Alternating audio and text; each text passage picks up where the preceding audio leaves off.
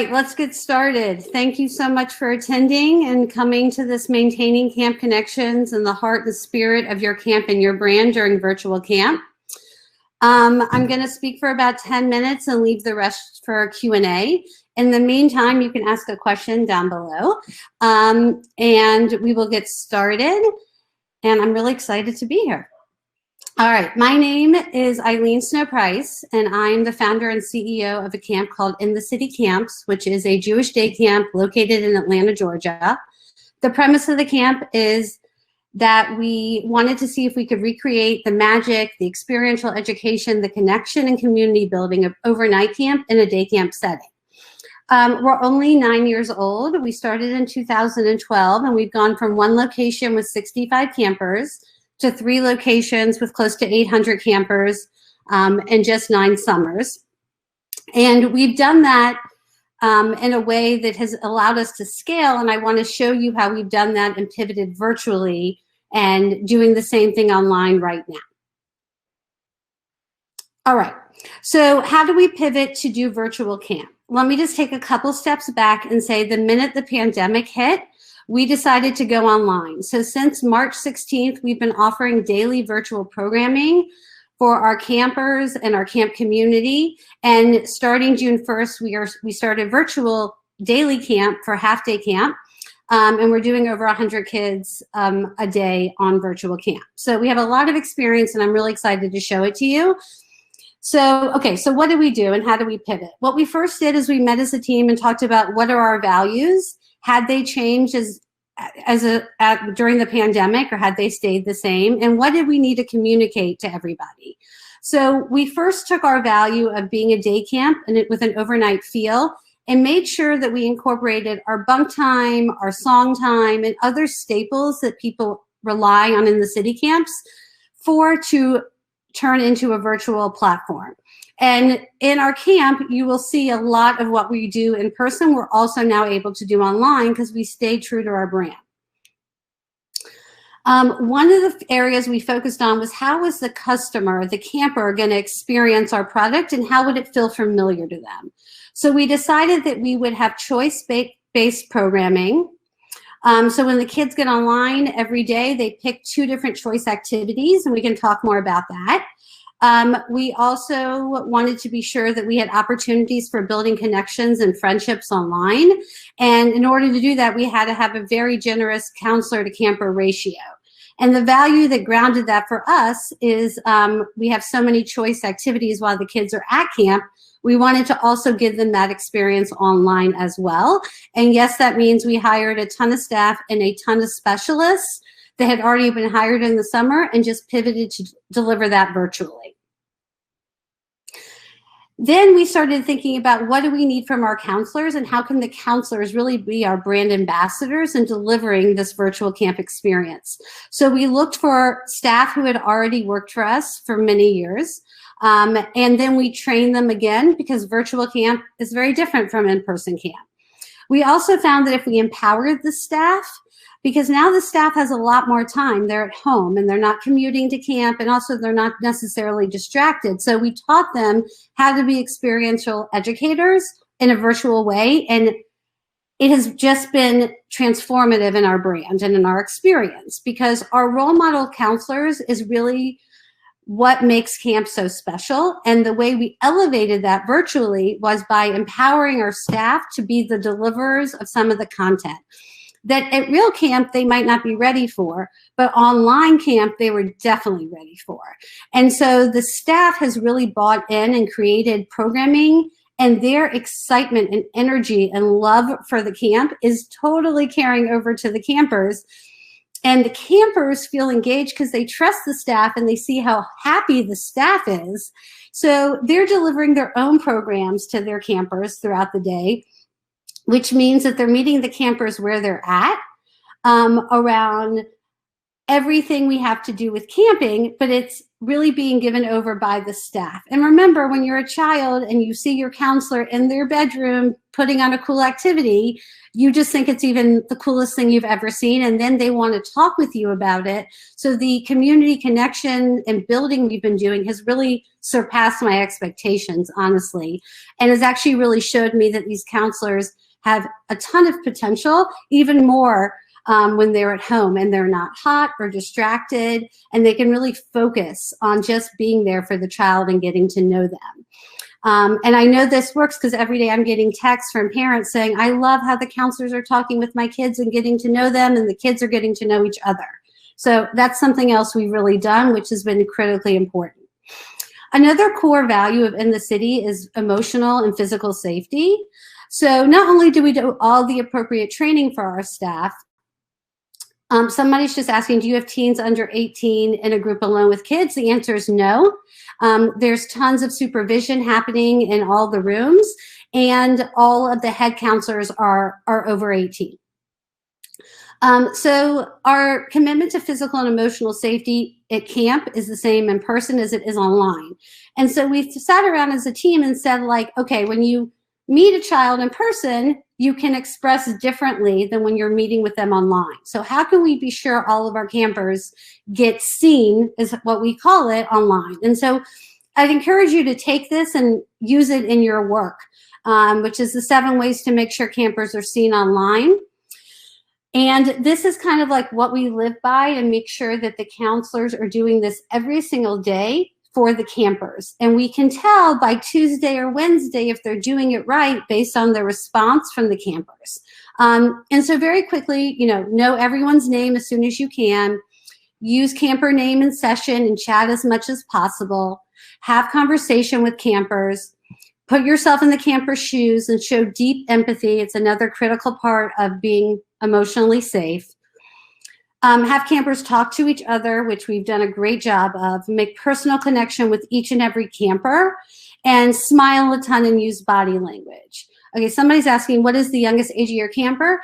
In camp, it's going into in pre-K, but in virtual camp, we made the decision after a lot of research, rising kindergarten is the first age we'll take in virtual camp. We found that yes, we will share the presentation after. I'm happy to send it to everybody. We found that from doing a lot of research and development, March, April, and May, we found that kids going into pre-K don't really have the ability to use the technology, but the kindergartners really do. And it's a great opportunity to teach them what they're going to need to learn as they advance into school, and also create independence. Our goal at virtual camp is for parents, mom, dad, caregiver, to have 3 hours by themselves while we really take care and nurture their children. Okay, other tools for engaging campers, and again, please use this. We ask a ton of questions of the day. So every day the counselor, usually the unit head, makes up the question of the day. And that's really been one of our best tools to try to pull kids out of the shells of asking them, Sophie, whatever that question looks like. We do show and tell of 3 favorite things. And I'd encourage you to have some rules around that. But it's been great because kids want to share what's happening in their house. We play this popcorn game where we encourage each other to learn each other's names. So you call each other by name, like, I'm thinking this, what is Ryan thinking? And we popcorn it around so the kids are forced to call out each other's names. We play a ton of games every time we have downtime to facilitate interaction. Just like you would at in-person camp, the downtime is when the magic is still happening. We utilize the chat function in this online platform. Again, I want to encourage you to monitor it because some kids are taking advantage of it. But overall, it's really been great for kids who are somewhat shy, but who want to connect with their friends. The cool part about that is it's also great for them to practice their typing skills and their expressive language skills by typing. And we give campers time to choose their activities. So we're not expecting them to choose it that morning or that second, but it allows us to have even deeper conversation with the children and help them figure out what do they want to explore as we spend the day with them. All of this and more information is on our website. It's 1:30 and I think we have until about 1:50. So can we change the screen to do some Q&A?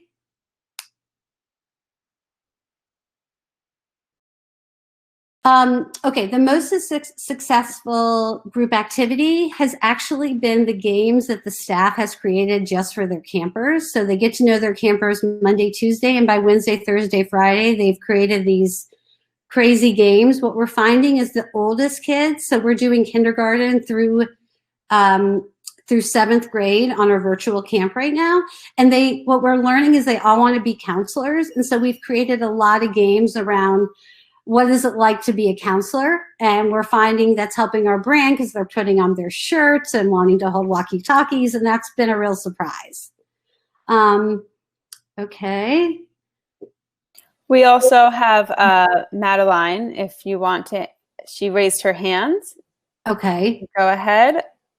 Madeline, I gave you access to your microphone and webcam. If you want to go ahead at the bottom of the screen, there you go. Hello. Oh, wait, I can't hear you. Click your microphone button. Oh, yeah, make sure you also click your microphone next to, perfect. Can you hear me now? Hi, yeah. How did you explain what the platform was going to look like to your families? Like, I put together a frequently asked questions document and I'm calling, but I find that their response is, so what is it going to look like? I mean, how is this going to work? And I can go through the schedule, but did you do any sort of demonstration? Like, how did you create a plan? No? Okay. Okay, and the reason I say that is because this whole virtual platform, Click to Camp, Zoom, whatever you're using, obviously I recommend Click to Camp, but like in general, this whole new virtual world we're living is brand new to everybody. And so I would discourage you from spending too much time explaining the format and just encourage people to try it, because it's almost like people wouldn't believe me when I told them that we could really do camp online, and now we're doing it and people are like, oh, I get it now. So I know that normally in camp we all have orientations and open houses, and that's really the part of our culture, but I would encourage you to do that on Monday mornings as you bring in campers and kind of orient them to what's happening, because the camper is your customer. And if your camper's happy, your parents are happy. Thank you. Yeah. Okay, wait, I want to go back. How do we foster, what ways do you foster relationships between campers? So again, like using a lot of those tools, asking questions of the day. For those Jewish camps out there, we incorporate a lot of Hebrew language and talk about Israel and Jewish foods. But again, that's universal to anybody. But really the best way to do it is to ask questions and almost highly encourage / force the campers to have engagement between them and not rush through that time. Even if you allow 5 or 10 minutes, really honor that time. And campers will start to get it, and they love to build friendships online more than they really can in person sometimes, because sometimes in person it's intimidating. But when you're in your room in a safe space, you feel like you could even take more risks sometimes. So thanks, Aviva, for that question. How does Click to Camp work when creating new elective groups each day? Click to Camp has been amazing to work with, and I would say that they are able to help you with that. We run our camp a little different than most camps, but the platform definitely allows for that opportunity. And our program changes every week, depending on which staff we have and which programs we're offering. So they've been incredibly flexible and good to work with. Thanks, David. Okay. Do you have separate rooms and sessions for each age? We do. We really do. And that's one of the cool things about Click to Camp is they send you one link. We also have the ability, obviously, to go in and see what's happening in each room. So we hired supervisory staff that we're calling unit heads. But their job is to pop in and out of each room and each activity to be sure that everything is good and safe in that room and help with any trouble. But after the first week, the staff really is able to do it themselves. And also, if we find a camper is lost, virtually lost, we can go grab them and pull them back in. Okay, what is the time frame for our daily session? So right now we're running from 9:30 to 12, which we have actually found through a lot of research and development is a great sweet spot for kids. It allows children to wake up and adjust to the day and make sure they've had breakfast, and they get on really ready to go. We also have a snack time, which has been great because we'll say, okay, run to your kitchen and grab something healthy, come back and show us what you got. And then we all eat together. And that's another time for camper connections and conversations if the staff is appropriately trained. I don't recommend doing a full day program, but I'm happy to brainstorm with anybody offline if that's what you're exploring. Okay, what is the ratio of campers to staff? All right, so because we have not, because this is also new and because I had hired so many staff previously, because I had 3 locations in person, we really wanted to keep as many staff as we could. So right now our ratio is pretty high. I'd say it's for every 4 counselors, there's for every 4 campers, there's a counselor. I would say that while it is high, it's also proven pretty successful because every child gets seen and heard and listened to. And that's really what the campers need right now, is just connection. So we have a high ratio. It doesn't have to be. Today when I spoke with my staff, they easily said you could do a 1 to 10 or 1 to 12 ratio and still really hear everybody out. Thanks. You mentioned parents texting compliments. Have you had anything negative? Okay, so here's one trick that we learned, which I'd love to share with you. Thanks for asking this, Catherine. When parents pipe in the room, like, oh, that's great, but maybe you could do it this way, my staff is trained to say, hey, Mom, thanks for the suggestion. Could you call the office and allow us to work with your camper? Because remember, we're trying to build resilience, determination, grit, all the things that we as camp people know are critical to success. And you gotta kind of be honest about what's happening, especially with the parents in the room. So we trained our staff of what to say to the mom and dad or nanny that are popping in. And once you've kind of redirected somebody once, it really hasn't been a problem, and people are actually appreciative that we have created a place for their kid to be by themselves and to grow. I don't mean physically by themselves, right? They can be supervised, but it's important to allow the child the ability to try something, fail something, make a bad choice. It's okay. So thanks for that question. Do you take breaks throughout the day to allow campers to leave the room? We do not, because we're only offering a 3-hour programming. But if I was offering all day, I'd highly recommend that. And I know that many camps are thinking about how to build in space during the day. I will say, as a mom of 4 kids, when my kids are finished with anything online, even school, they were hard to pull back in. So we just decided we would do 3 hours straight, but it's a good 30 minutes of total time between breaks of them just chilling out. And not necessarily being on screens, but more hanging in the room, having casual conversation. So it has been really successful for us. And I would encourage you to do the same. All right. Session, we had to click something. Will this be true for your campers to use Click to Camp if they get bumped off? Okay, this is a technical question that I'm not an expert in, and I'll let Click to Camp, but Mindy, I'm going to write down your name so we can make sure we follow back up with you. So thank you for that question, and I'm going to get somebody on the back end to write you. Yeah. Hi, Mindy. This is Allison. I just wanted to let you know you can totally shoot me an email and we can talk about this for sure. I can speak to you about this. Thank you. Okay, Miriam is asking, what do we charge? So we are charging $50 a week right now, which I know feels very probably low to many people. After me doing a lot of research, I think $10 to $15 an hour is what a parent would pay for either a nanny share or an online program. And because we were eager to get things started, we are charging $50 an hour right now.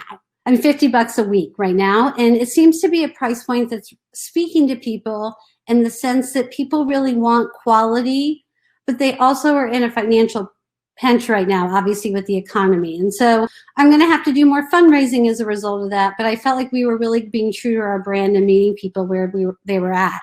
And we've not had any issue with the $50, and people feel very happy with that price. And so that's felt really good.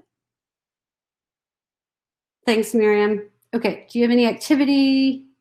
Okay, we only use stuff that you can buy, that you have at home.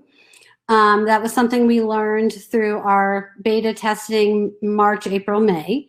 It's, as you all know, it's very hard to get supplies in, and I also didn't want to have any extra expenses. We are offering a more expensive product for older kids, for basically middle schoolers, and that's $150 a week around. And those are specialty camps. So those would be like a business camp or a, right, this week we're offering a cooking camp. And those, in order to participate, not only do you have to pay more, but you also had to get the supplies. But we sent the supply list out a week before, but it was nothing you wouldn't already have at home. But in case you're not somebody who keeps flour at home, you know you needed flour. And we did not get any pushback from parents, either around the price or the list that was pretty long that we sent to people. But in terms of our younger kids camp, keep it simple. That's the trick of the trade. Keep it simple, keep it simple. Anybody have any other questions, comments, things you're thinking about? We're camp people, so this is a great place to just brainstorm. Maybe somebody else can help you problem solve, or anything else? Yeah, and everyone, I'm just going to say again, in case you missed it, you can click the raise hand button if you want to use your microphone and webcam and ask Eileen a question face to face. It is on the bottom next. Okay. Do you have any activity examples for different ages? I do, Lauren. I can't share it on this, but I'm happy to mail some of those out. And actually, I have a couple samples ready to share with Click to Camp. So we'll make sure you get that. Let me write that down. I'm assuming other people want it as well, so we'll share with everybody. Okay, are we doing any singing? Yes. Okay, this was actually a great thing we discovered. Usually at camp, we all gather in the morning for our traditional flagpole experience that we happen to call Shira. But the problem is that what we found was that the campers, based on their age unit, had different songs they remembered from last summer.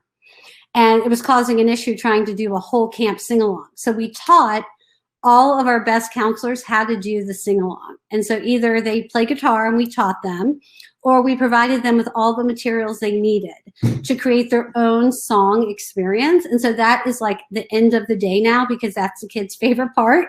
And they get to request their songs or bring a new song, but we always do our core in the city camp songs.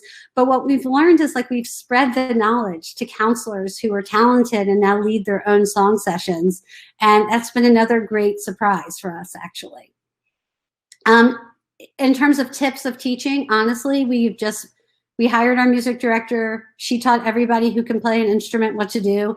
And then we did a whole recording of how to teach people to do it who are not necessarily that musically talented.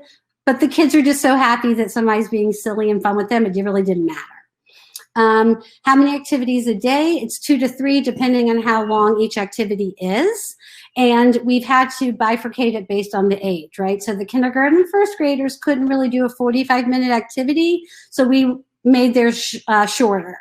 And what's great is, because the 3 units can really do what's best for them, because it doesn't rely on the whole camp, we've really been able to pedagogically meet each unit where they're at and rearrange the schedule, make it longer, make it shorter, etc. So that's been a huge win for us. What types of behavior issues do we see? Okay, so remember, school is not camp, and camp is not school. So what's appropriate at camp is much wider range than what's appropriate at school. There have been times we've had to disable the chat feature if there's bullying, and we've also had to sadly call kids out saying, listen, Miriam, that wasn't kind. If you misbehave like that again, we might need to, excuse you for the day and see you tomorrow. So there's nothing punitive that we're doing, but every Monday morning we come up with bunk rules and always have those somewhere posted, so the kids, we can always reference, don't forget, we're not going to interrupt each other. Don't forget, we're not going to bully each other.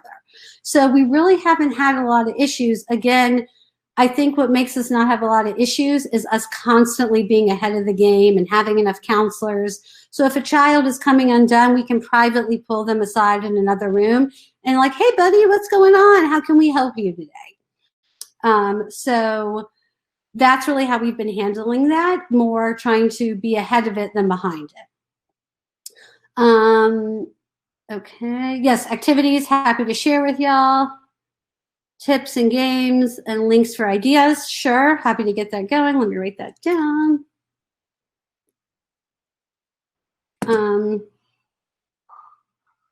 Okay, I see a great question about disability support. Here's what we've learned in the last couple weeks. There is not yet a profile of a child that I could tell you who won't be successful at virtual camp, right? We could all sit around and say, well, at our camps in person, this profile of child probably isn't the best fit. The thing with virtual camp is it's really accessible to every child. The one profile of kids who are having a hard time are kids who get easily overwhelmed with music and people talking to them and at them, etc. So we have had a handful of children who don't like the loud music, and even though they can turn it down, it's overwhelming for them that music will be playing throughout activities. But we've been incredibly surprised how we're able to really accommodate, without doing anything extra, a lot of children who were not necessarily successful at in-person camp. So again, one of our values is being deeply inclusive, and I feel like we're true to brand in that families can bring children who might not do well in the heat or the walking because they can just join us for virtual camp. But as you guys are doing this, I'd love to hear more about the inclusion community and how we all, as an ecosystem, can be more aware of that. Do I need insurance to run online camp? Our insurance does cover online camp, and I want to encourage everybody to call their insurance company because you need to be aware of everything happening at every time. And we did do background checks on our staff, and everything we would normally do, we did. How are you addressing the needs of the camp role with verbal communication needs? Okay, so sometimes we will have, sometimes people have facilitators with campers, and so that's been a great way. A nonverbal child could communicate that way. But again, this is a camp that we're trying to really encourage expressive language, and so we have not yet had a tremendous amount of need. I think we have one kid with a shadow who's really been enjoying it through their facilitator. But I would say that for right now, the focus is trying to meet the masses, but the tent is wide open because it's virtual, so people can help them and guide them, and they're not hot and they're not overwhelmed. The music, I do want to say, we play a lot of music at camp, and the children who love music are thrilled that we play it when we hang out, when we have activities. But just be aware that there might be some kids who don't, and so when kids express that the music is upsetting them, we will pull the music down to be more inclusive. Are we using social media as part of your online programming? We are not using we're not using any tools outside of our people who are delivering content right now. We are marketing only via social media, but not using anybody's outside resources at this time.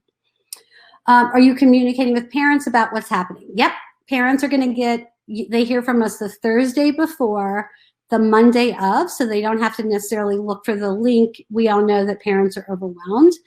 And we are also emailing them, I think, twice during the week to give an update. And all the parents have access to their unit head or their direct counselor through our emails and through our chats. So unlike in-person camp, ironically, we've not had as much parent involvement. You would think we'd have more, but we haven't. I think parents are so happy their kids are safe and happy and being taken care of. They're happy. Licensing the songs. So a lot of the songs are our IP that we wrote. So it's not, that hasn't been an issue. And then the other songs are songs that we have either bought the license for, or that people are just like, the kids are saying, hey, can you play this song quickly? And they're playing it like they would at camp. But any songs we're like teaching people is the stuff that we wrote. we write a lot of songs at camp. Okay, how long a day are we offering? So right now we're offering from 9:30 to 12. We have done every possible all day, short day, a couple hours. What we find is this format really works, especially for working families. So if you're a mom, dad, caregiver, and you need to get something done, it's better to have your children kind of under supervision in the morning so that by lunchtime, you're kind of ready to move into that. But we have found the morning to be the most successful. Okay, wait, you said you're using Zoom as a platform. Do you still use it? Okay, we are moving to Click to Camps because it's an incredible platform. I'm not just saying that, I'm telling you it's excellent. I know Zoom very, very well. Click to Camp is safer. It is easier for the customer, for the camper to use because you just send them one link. And Zoom is doable. And I've done both and they have pluses and minuses, etc. Happy to talk more about that. I don't find anything tricky running it online, but just know right now we're only offering original content. So either I created the content or the counselors are creating the content using our construct, which has been really empowering and great for them because that means they can deliver a program that's pedagogically appropriate for their book. So that's been a hit. How do you, okay, wait. Can you give an example of when you use the chat function at camp? Sure. We use the chat function. Sometimes we'll just ask a question and make everybody answer, right? Like depending on if we need to get everybody quiet or if they're focused or not focused, etc. So sometimes we'll do that. Sometimes during an activity, we'll let the kids chat with each other and we don't want them to be interrupting the instructor so they can chat privately. And sometimes we just take it down because we don't like how they're treating one another or it's an appropriate time for a chat. But I would encourage you to use all the features available to you because all children learn differently and it's great to have all these tools at our fingertip. I just want to say, I'm sorry, it's 2:40. The session is over. Oh, so we have plenty of time. Yeah. Great. Okay, wait, I'm sorry. Each day, okay. How do you market your camp online, social media, print? Okay, for us, we only use social media. We have not printed one thing. The social media has been great. We have about 10% of our campers actually from out of state, out of Atlanta, which has been really a cool thing to get to meet other kids from around the country.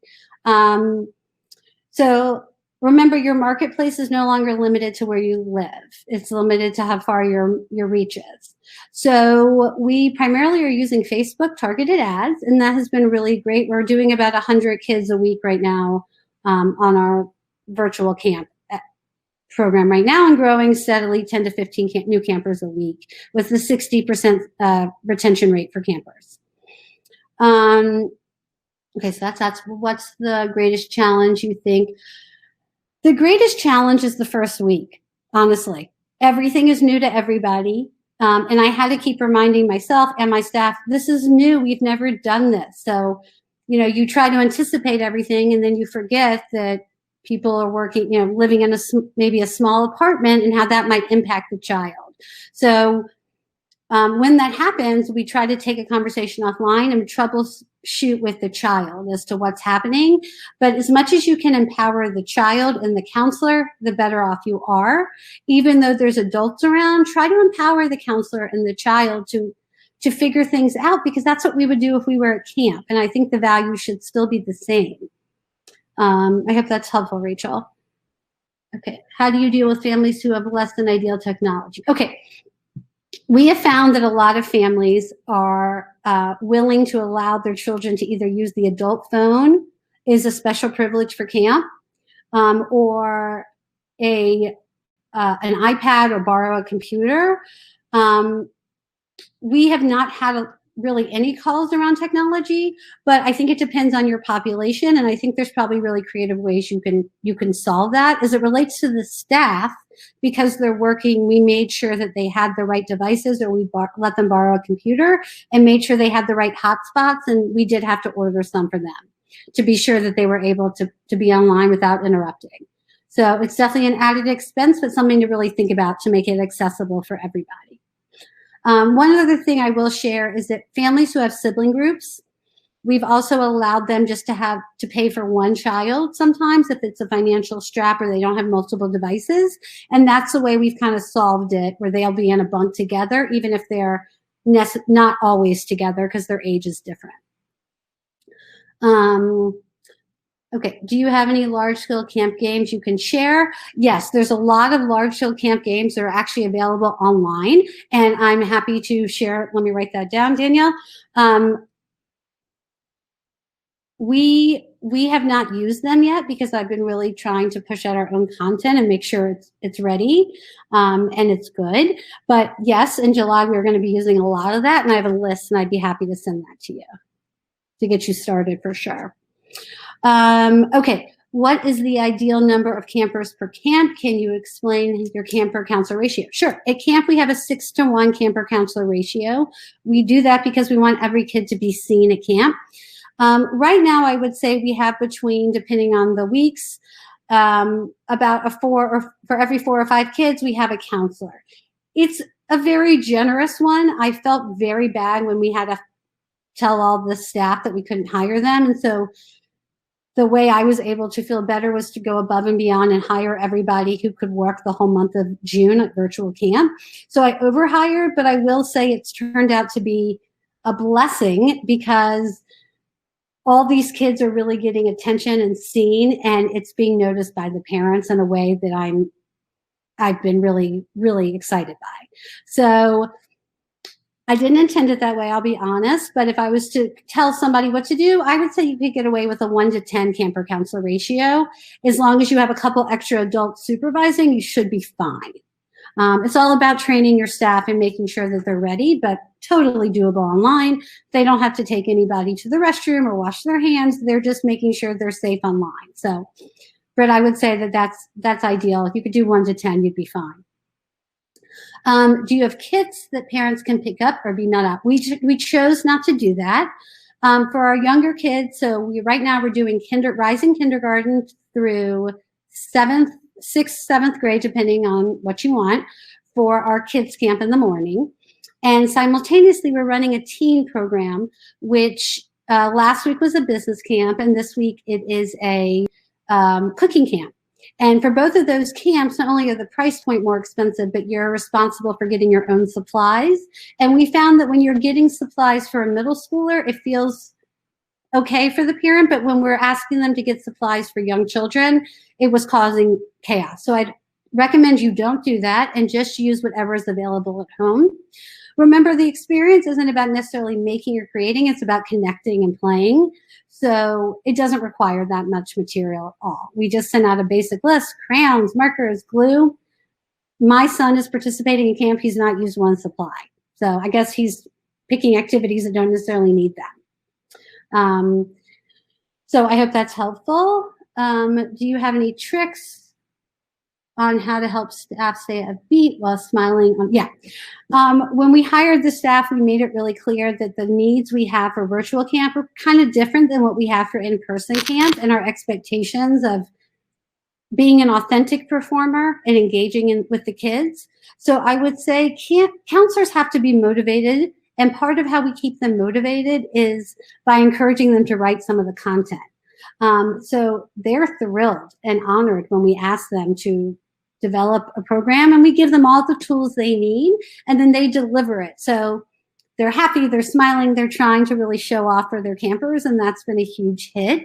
And I would say not everybody's meant to be a virtual camp counselor, but I was shocked how many of our counselors who are even quiet at camp have come through like rock stars in their house when they're not hot and overwhelmed with campers. They're shining examples of great counselors. So that was a great finding for us. I hope that's helpful. How do you supervise so many campers that overlap? So every single unit has a unit head, and that unit head then has 2 people above them, and then it's me. And I really have very little to do with the virtual camp experience during the day, which I say because if you're running the camp, you don't need to be in the weeds with everything happening. You should be able to empower your staff. And I jump from room to room to room. But it's a little distracting for the campers when like an adult comes in, and it kind of freaks out the staff sometimes. So I'm trying to be more careful in doing that, because they really feel like they own this experience now. And, you know, they're happy to call me and say, hey, pop in when I'm doing this activity. I want you to see it. But every day, everybody gets checked on, and we have a morning and afternoon meeting with our staff. And I really rely on parents to tell me if there's something else I need to know. And so far, it's really been great feedback. I hope that that's helpful. Okay, Jeremy's asking, do you make them sign up for a week at a time? Okay, so we have done every version you can think of. And we are at this point, now that we're running virtual camp at home, you have to sign up by the week. We are charging for the younger kids $50 a week. And for the older kids, I think it's about $150 because it's a specialty camp. We thought about doing it for the day. And when we do the in-person model, you can come to the day to end the city camp. And we've been very successful with that model, and actually have had a lot of campers who came to try it out for the day turn into seasoned campers. We decided not to do that for the virtual camp at home because we are really working on building community and connection. And it takes a couple of days to establish a rapport and a routine with kids online to be to feel emotionally safe and take risk. So that is why we made that decision. But from May 16th till June 1st, you could sign up by the day for any of our programming. And it was great and really required my staff to quickly implement learning everybody's names, teaching everybody how we behave in the city camp with respect. And I would say if you're offering a week-long program, keep it week-long. And but if you're going to do pop-up little programming here and there, make it open to anybody, because that would be great and allow people to come in as they wish. Thanks, Jeremy. Do you have families check their technology before camp or just hope that it works out on that day? We have not had any trouble with the links. It's really worked. I think last Friday we had one small problem. And so we quickly sent an email out to all the parents. If your child's having trouble, here's an updated link. But we actually were laughing because we sent it out and all these parents wrote saying there's no trouble. So be careful and telling everybody there's trouble when there's not. So the technology, both Click to Camp and Zoom, have been great. Again, Click to Camp is easier because it's made for this product, but we haven't had any trouble with the technology, actually. Do you use an app to help parents stay on track or send out communications? So we email the parents every Thursday once they've signed up with the construct of welcoming them to camp, telling them about their counselors, and telling them the schedule. And also encouraging the parents to allow the child to have an experience without the parents supervising. Only because we want to try to build resilience and grit and determination, even in the virtual space. And it's hard to do when the caregiver is very, on top of the child. We then communicate again Monday morning so everybody can find the link. And then we communicate once or twice during the week. And then on Friday, there's always a program. So I just saw that this week it's Pajama Friday. And just kind of giving the parents, like, if you want to participate, here it is. It's not required.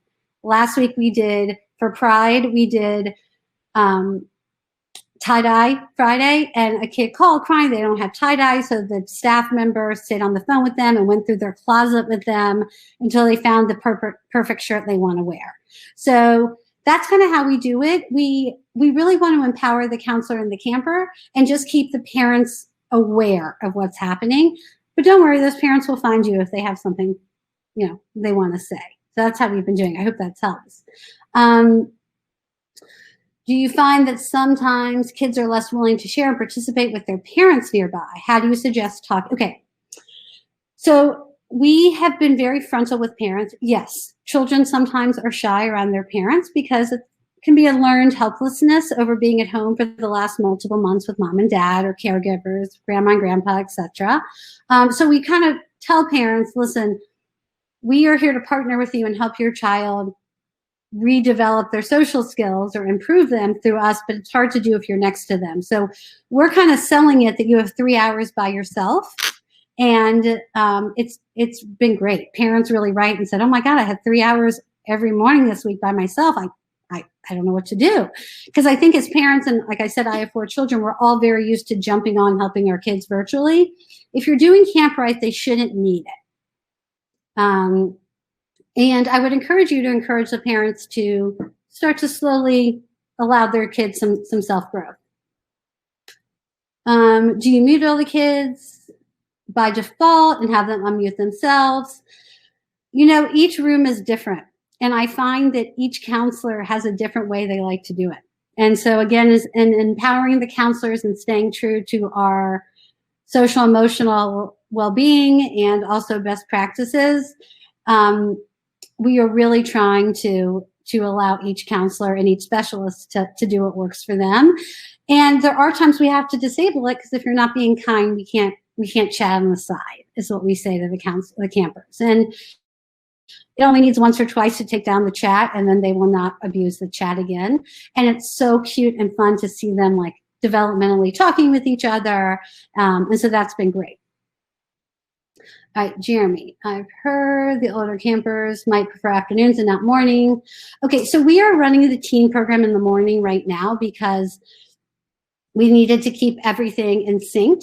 But yeah, depending on the age of your campers, I would definitely say if you're looking to do rising 9th or 10th graders, you got to push it to the afternoon. Any of us who have teens all know. Primarily our teen program right now is middle school age, and they're all kind of up by 9. We're finding a 9:30 has been a great way for them to get started, and they're really fresh and eager and ready to learn. So for cooking camp, it probably could be okay in the afternoon. But for business camp, we ran last week where we had 25 kids doing business camp. We really needed them fresh and engaged, and that was a great time for that program. Campers do not have counselors' phone numbers at all, and they also may not friend them. It's all the same stuff that we all do at camp to protect one another. There's some really good virtual trainings out there around how to see abuse and bullying virtually. I know that a couple states are offering it. I don't want to misspeak, but I can share those with y'all later. It's really important that you do proper training. And yeah, campers may not call counselors on their phone. No way. We actually set up email addresses for every single one of our counselors. And if they want to communicate with a parent, they can email through our system. So we have tracked everything. Where in the past, our counselors never needed email addresses, but now I recommend that. Okay, the next question, how do you deal with campers who seem to want all the spotlight and take 80% of the attention? Yep. Okay, great question. All right, so we've developed a lot of silly games that we might do. So if a camper is really needy, first of all, we have a lot of counselors. So we might say to the camper, hey, Hannah, can I meet you in this room for a minute? And might just fill their bucket trying to hear them. That's one strategy. Another strategy is to say, hey, Hannah, I see you're talking. Can you call on another friend and let that friend talk? So empowering the child to do that. And after a couple of times of redirecting, the kids figure it out. And again, like that's one of the beauties of having bunks and having downtime with these kids, a snack time and discussion time, because then every kid gets heard and you can say, okay, we're each going to spend 2 minutes talking, and we can put a timer on, and when it clicks, you can say, great job, next camper. And again, it's all about really training your staff to feel empowered in a really kind way so that everybody is seen and heard. That's a great question. Okay, while the program is running on its own by the counselors, what is my role behind the scenes? What do you recommend I should be doing? Okay, well, it took me several months to get to this place. So for a while, I was in the weeds with them. So I would say this is an aspiration of how to empower your staff. I'm now spending a lot of my time imagining what is possible for year-round, right? Like, okay, we now have this amazing opportunity to connect. So what else is possible? If you're in a fundraising capacity, I'm spending time like that. Also, I call parents who I see who have been using our product for a while, asking, why do you stay? What do you like about it? And also calling parents that have dropped off. What can I learn from your experience? So one thing the other day, I called a parent who just said, I'm sorry, my kid can't do it. And I said, help me understand, what does that really mean? And they just said she can't handle all the noise, meaning people talking and the music, and it just was too much for her. And so we refunded their money, no problem. And I was grateful to learn from that opportunity. So there's lots to be done behind the scenes for sure, Brenda. So thanks for asking that question. Any tips making successful virtual camp for 6-year-olds? Yeah, I mean, our virtual camp for Rising Kindergarten, first grade has been one of our most populated bunks. Parents are eager with something for them to do. And really what I'm seeing in that age cohort is kids just want to talk. They want to share. They want to be heard. For those of you who are parents, maybe you're starting to feel a little fatigued from being around your kids all the time and working.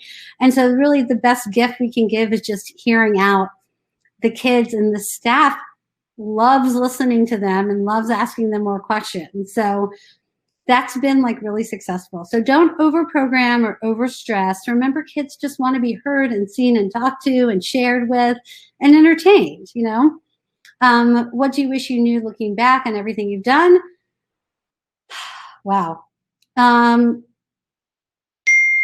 wish I beat myself up a lot about overhiring for staff because it was expensive.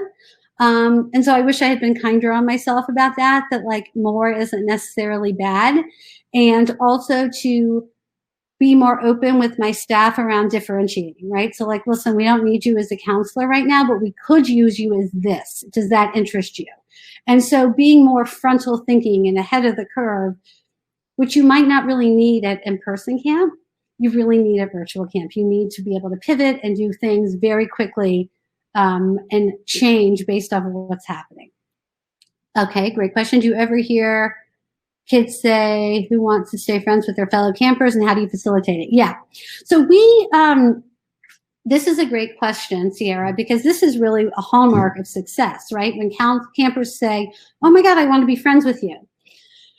At in-person camp, we obviously share people's information at the end of the summer.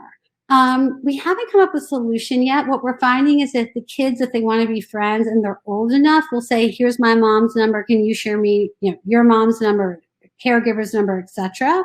And when families write us and say, hey, Eileen wants to be friends with Hannah, do you mind connecting us? And so if we can get permission, we're happy to connect people. Again, in a world that's virtual, we're trying to be the facilitator and not create a lot of red tape, but we're right now not going to share everybody's information.